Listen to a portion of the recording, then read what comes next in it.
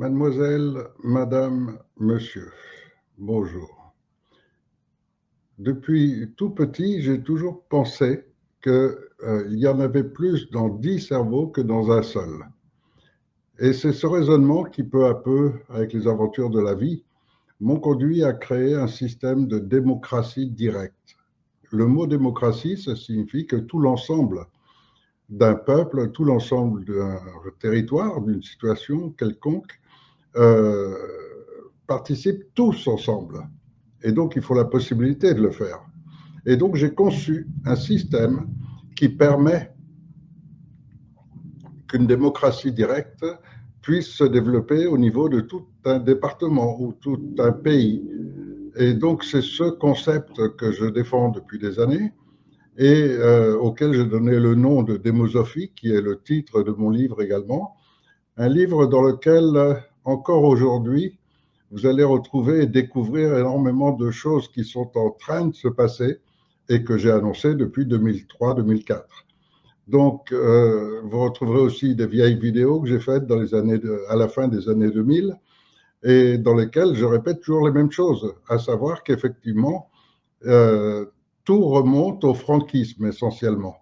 Et dans la vidéo que je mets sous celle-ci se trouve le dernier épisode de Candace Owen qui parle aussi du franquisme et qui explique aussi que là est l'origine essentielle de tout ce qui est en train de se passer aujourd'hui sur Terre, y compris donc les fausses pandémies, y compris les guerres, tout y est inclus et tout était prévu depuis très longtemps.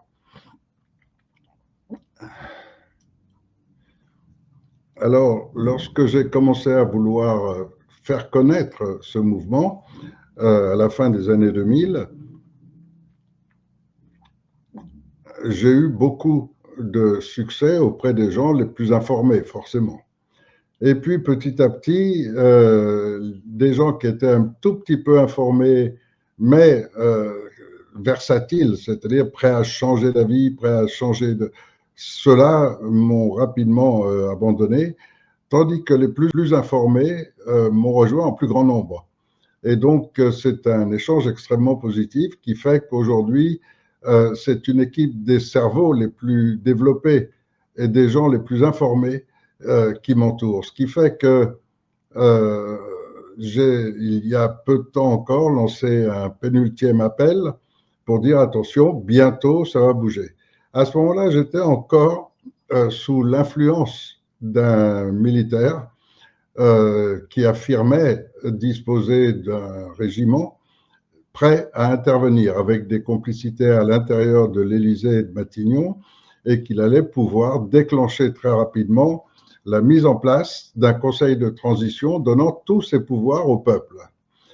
Seulement, il a commis plusieurs fois les mêmes erreurs, à savoir revenir à l'état de droit et rendre au peuple sa souveraineté. Et donc, quand il emploie ces termes, ben, il se trompe, puisque revenir à l'état de droit, c'est automatiquement restituer au peuple sa souveraineté, son droit de décider lui-même, son droit de dire non quand il le veut. Et ce droit, on lui a retiré par les lois républicaines. Et donc, qu'il oblige à vacciner ses enfants pour les mettre à l'école, qu'il oblige à les mettre à l'école, sinon l'ASE lui enlève, et tout ce système-là qui se développe de manière de plus en plus violente depuis quelques années avec le wokisme. Donc, ce personnage, ce militaire, récemment nous a abandonnés. Et donc, est-ce que c'est vrai qu'il avait un régiment prêt à intervenir? Est-ce que tous ses propos étaient vrais? Honnêtement, j'en sais rien. Ce que je sais, en revanche, c'est que je suis habitué à la traîtrise. Je l'ai déjà vécu plusieurs fois. Et dans ce monde actuel, on est tous soumis en permanence au doute. Il y a quelqu'un qui dit quelque chose, le lendemain, quelqu'un d'autre dit le contraire. Et sur Internet comme à la télévision, tout est douteux. Trouver vraiment les gens fiables, les gens sains, il n'y en a pratiquement aucun.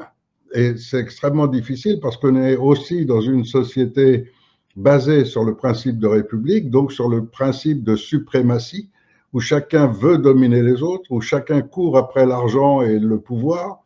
Et donc, c'est ce qui fait qu'il n'y a aucun politicien qui puisse être intègre, il n'y a aucun dirigeant de mouvement ou leader quelconque qui soit véritablement sain. Chacun est là pour ses petits intérêts personnels.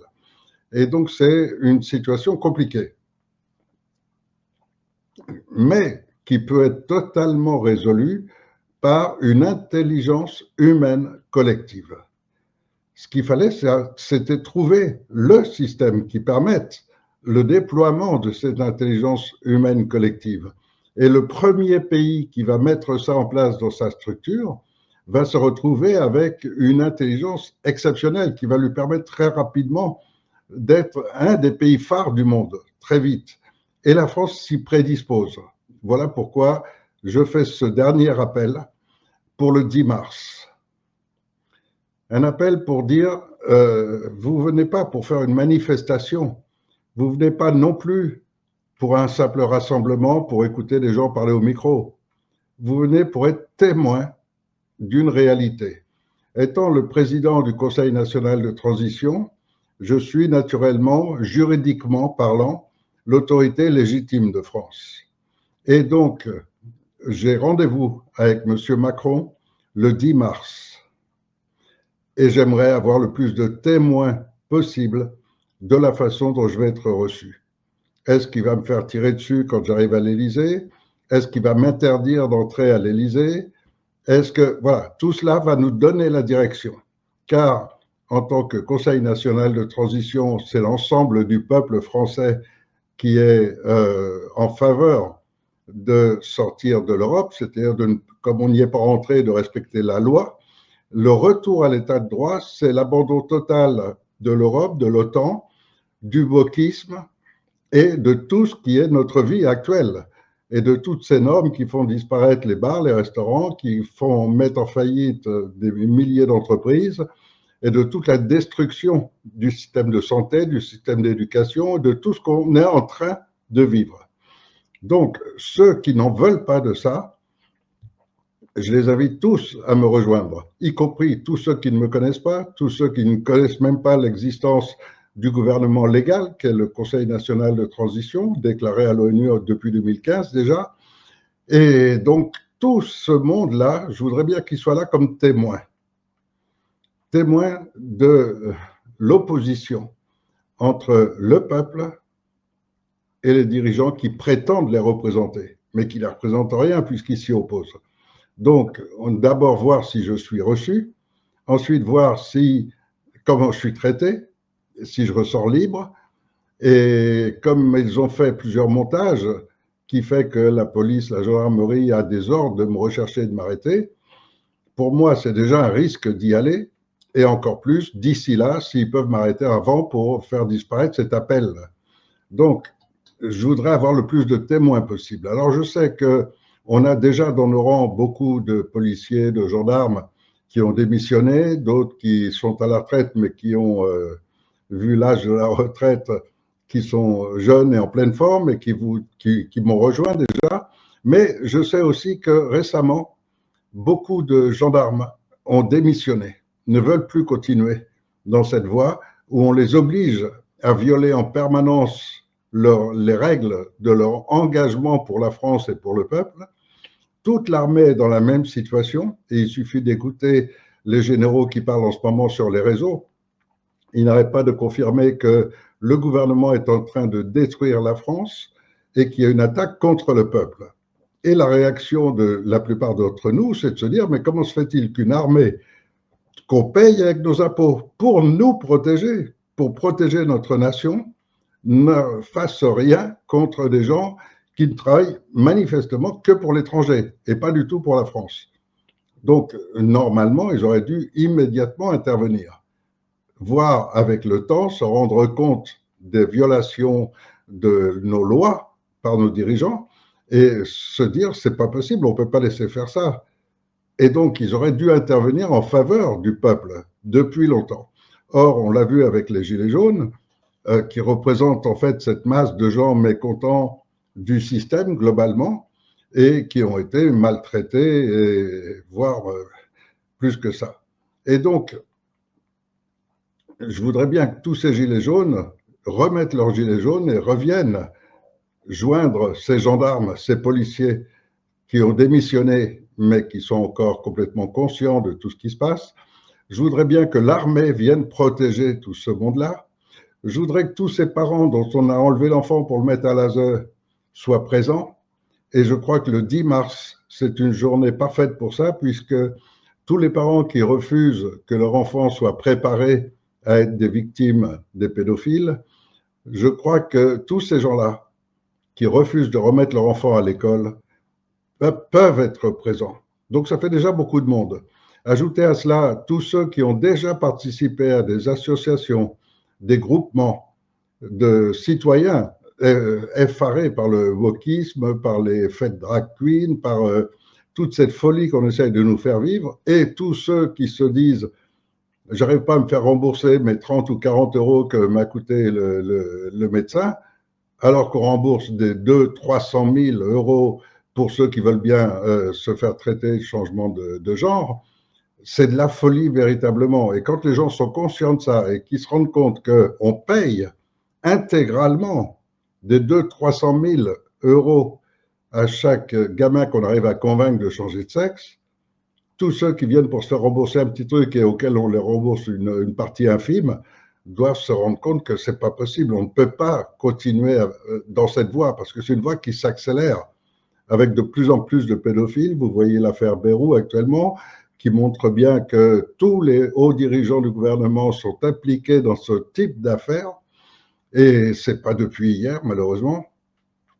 Et donc, je crois qu'il y a un moment où il faut dire stop. Il y a un moment où il faut vraiment se dire, voilà, c'est bon, j'ai pensé comme moi, on n'a qu'une seule vie, il faut au moins qu'elle serve à quelque chose avant de partir.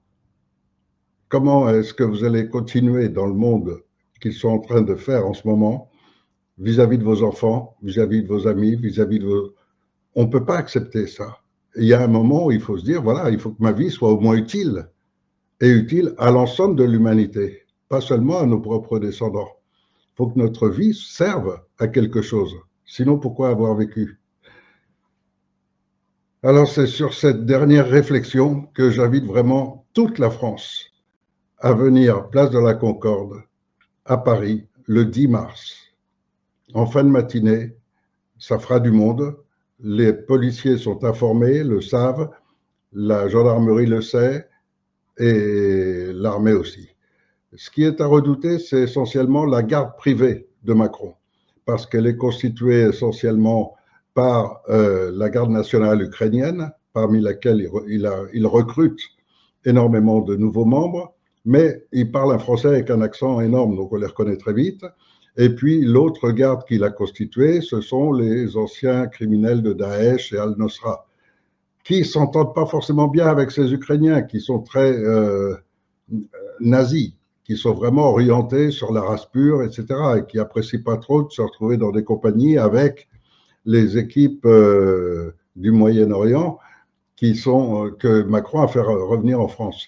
Donc voilà, je crois que là, on a tout le contexte, et c'est par ce contexte que j'appelle essentiellement l'armée. Il y a plein de gens intègres dans l'armée. Bon, la plupart des généraux, bien sûr, sont liés à la pédophilie ou au gouvernement. C'est pour ça qu'ils ont été mis en place. Mais ça, c'est le système. C'est la République qui veut ça.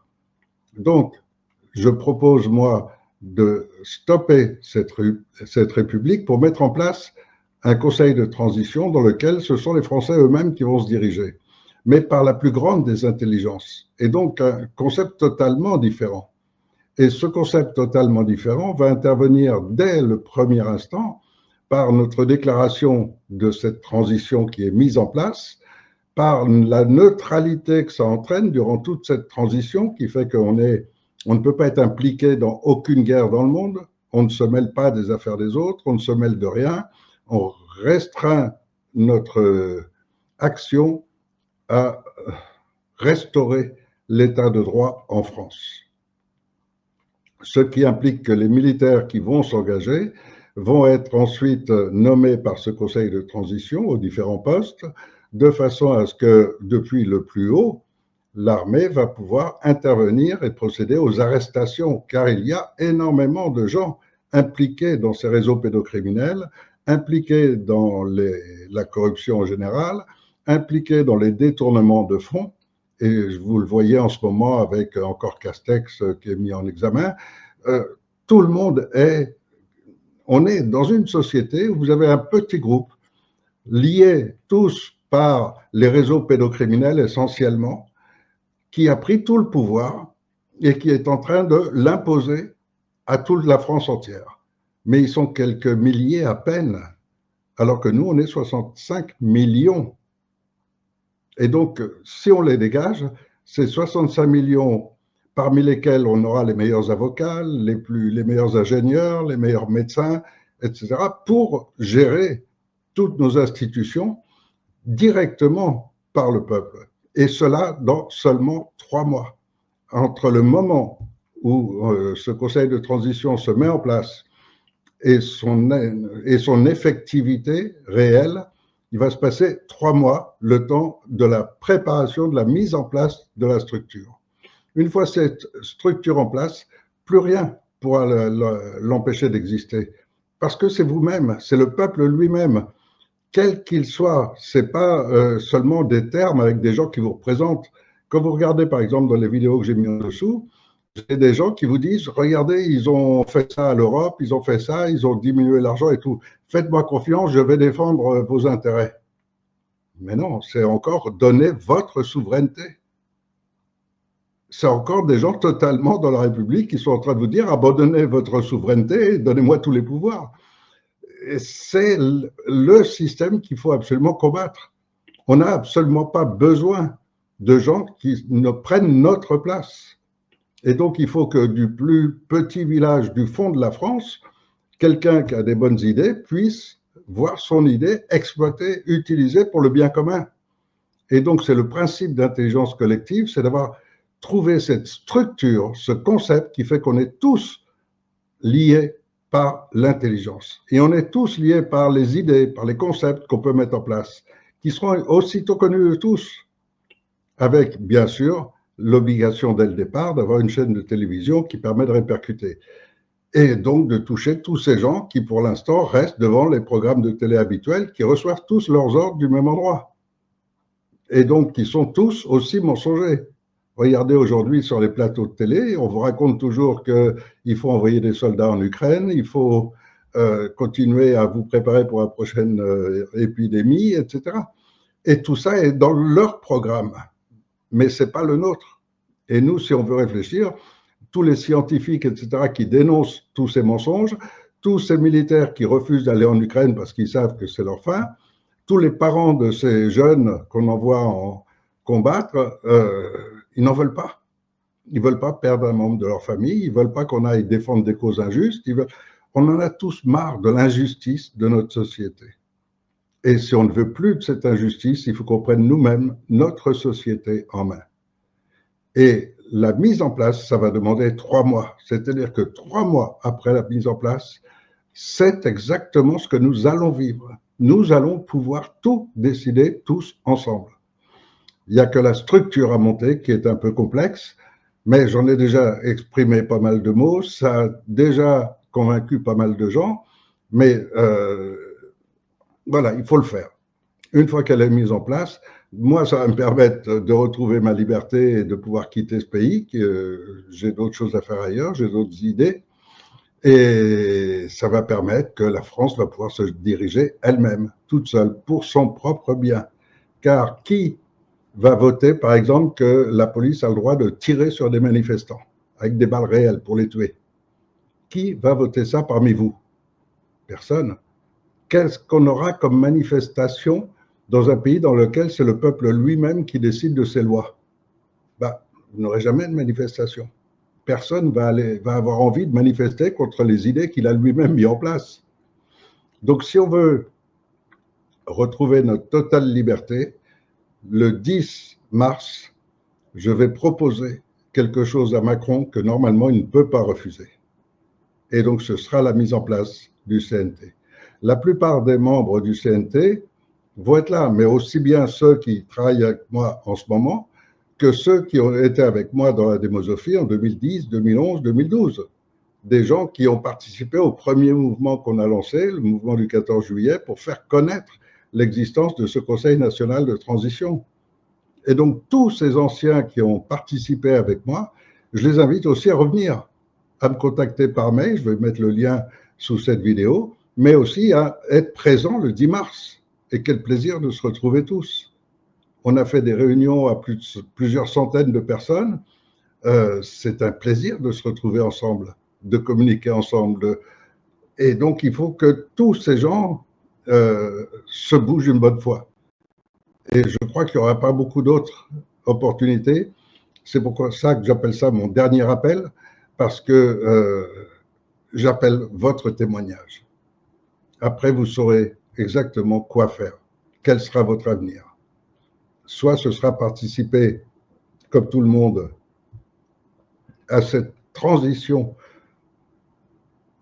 et donc au nouveau fonctionnement, soit vous n'aurez plus qu'à fuir la France.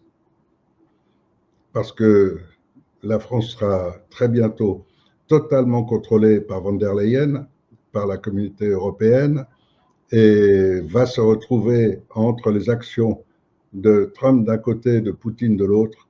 La France va se retrouver dans une situation épouvantable. Donc, je vous appelle pour le 10 mars. Soyez à Paris, place de la Concorde, en fin de matinée.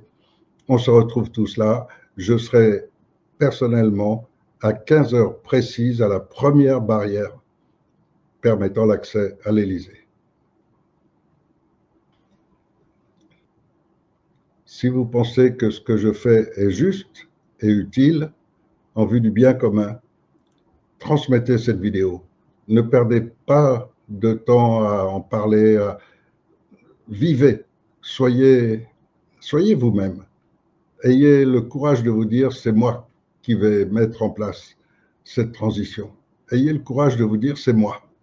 Moi souverain.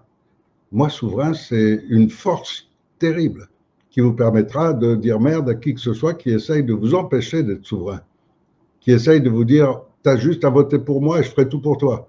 Non, arrêtez de les croire, tout cela. Faites. Dans le programme du CNT, les premières choses qui vont être mises en place, ça va être un audit profond de l'État. Et vous allez découvrir les milliers d'organismes comme l'USAID aux États-Unis. Il y en a des milliers en France qui pillent totalement l'argent. Or, l'argent, il y en a énormément. Simplement, vous ne le voyez pas parce qu'ils se le partagent entre eux. Alors, si vous voulez très rapidement retrouver votre souveraineté, avec votre souveraineté arrivera automatiquement les bénéfices économiques, les bénéfices à tous les niveaux et au niveau de la qualité de vie, la sécurité, de pouvoir se promener dans les rues en toute sécurité, en finir avec toute la folie qu'on est en train de vivre en ce moment. Diffusez cette vidéo, faites-la connaître au plus grand nombre. Et si parmi vous, il y a des collègues, gendarmes, policiers, militaires, insistez pour qu'ils soient présents. Parce que je vais avoir besoin d'une escorte petite et je veux que personne ne soit près de moi quand je vais arriver à la première barrière. Seulement un huissier qui va m'accompagner et un journaliste, pas plus. Mais soyez témoins, car quand je sortirai de cet entretien, je vous en donnerai immédiatement les résultats.